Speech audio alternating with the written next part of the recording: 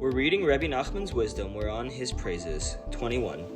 The Rebbe fought another great battle to subdue his enjoyment for food.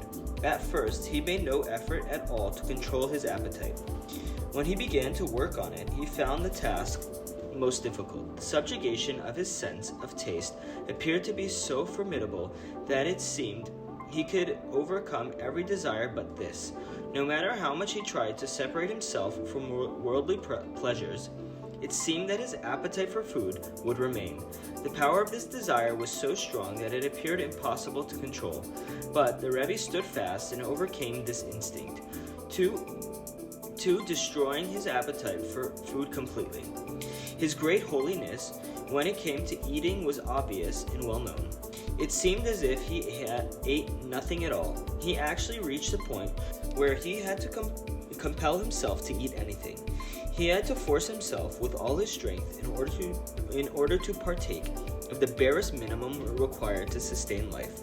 The Rebbe said that when he first began, he would force himself to eat less than usual. When he became accustomed to this amount, he would again compel himself to eat less. When he realized that he was still striving enjoyment from this reduced amount, he would subdue his appetite and eat less still. Again he felt some pleasure, so he made his portions even smaller. He continued doing this until he had reduced the amount he ate to an absolute minimum. It is impossible to imagine how he even lived on such a small amount.